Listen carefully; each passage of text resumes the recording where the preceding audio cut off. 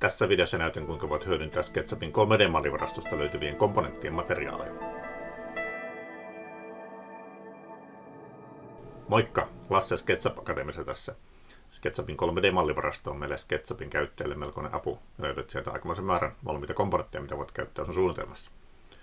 Mutta voit myös tuoda materiaalia näistä komponenteista. Katsotaan tässä pari eri tapaa. Kun lataat komponentin 3D-mallivarastosta, kaikki tämän komponentin sisältämät materiaalit tulee sen komponentin mukana sun suunnitelmaan. Ja löydät nämä materiaalit materiaali-ikkunan In Model-osiosta. Voit käyttää näitä materiaaleja suoraan täältä In Model-osiosta. Voit täältä klikata materiaalia ja tiputtaa sen suunnitelmaspintoihin. Voit valita materiaalin myöskin tästä komponentista suoraan tällä Sample Paint-työkalulla. Windows-versiossa löydät Sample Paintin tästä materiaali-ikkunan painikkeesta. Voit käynnistää sen myöskin tämän Paint Bucket-työkalun aikana pitämällä näppikseltä Alt-näppäintä pohjassa. Ja Mac-versiossa, kun olet käynnistänyt tämän Paint Bucket-työkalun, niin saat sen käyntiin, kun pidät Command-näppäintä pohjassa. Eli tällä Sample Paint-työkalulla voit ikään kuin poimia tästä komponentista jonkun materiaalin ja vapautat sen Alt- tai Command-näppäimen, ja sitten voit tiputtaa tämän materiaalin tänne sun suunnitelman pintoihin. Eli tätä tuotua komponenttia ei tarvitse purkaa millään tavalla, vaan voit suoraan sitä hyödyntää ja poimia sieltä näitä materiaaleja. Mutta huomaa se, että vaikka sä poistat tämän apukomponentin sun suunnitelmasta, niin kaikki sen suunnitelman käyttämät materiaalit jää edelleen muhimaan tänne materiaali-ikkunan In Model-osioon. Samoin kun menet katsomaan Components-ikkunan In Model-osiota, niin löydät sen itse komponentin täältä, vaikkei sitä näy enää ollenkaan siellä sun suunnitelmassa. Jotta sun suunnitelman tiedoston koko ei turhaan kasva näistä apukomponenteista, sun pitäisi aina tämän toiminnon jälkeen siivota nämä käyttämättömät elementit pois sieltä suunnitelmasta. Niillä on kaksi reittiä. Komponentin voit poistaa niin, että täällä komponentti-ikkunan In Model-osiossa klikkaat Details-painiketta. Ja lisävalikosta löytyy tämä käyttämättömien komponenttien pois ja toimintaman Purge Unused-valinta.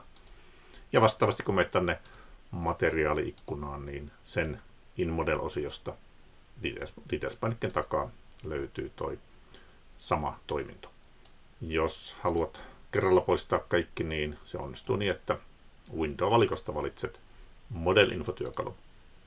Menet siellä Statistics-välilähteen ja sitten alarannasta löytyy tämä vastaava poistotoiminto. Tämä poistaa siis kerralla sekä ne komponentit että materiaalit.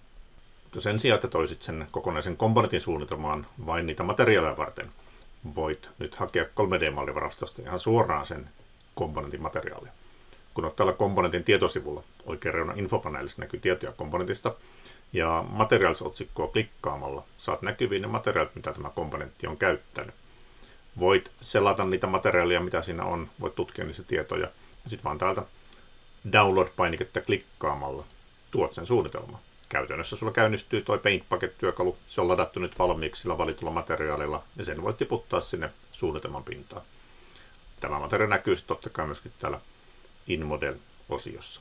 Ja tämä on tosi näppärä tapa näiden materiaalien käyttämiseen, koska sä et turhaan kasvata sun suunnitelman tiedoston kokoa niillä ylimääräisillä materiaaleilla.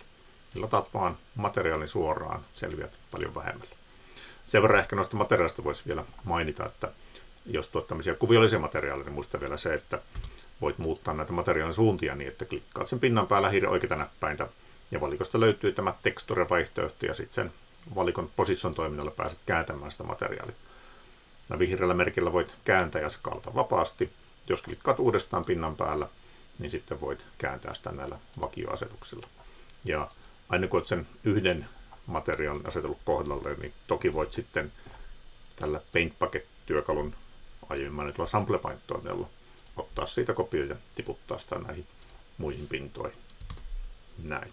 Tässä lyhyesti vaan toi mallivaraston näppärä toiminto materiaalien suoraan tuomiseen. Eli tällä tavalla pidettyy sun suunnitelmat huomattavasti siistimpänä kuin se vanha tyyli, missä piti hakea se kokonainen komponentti.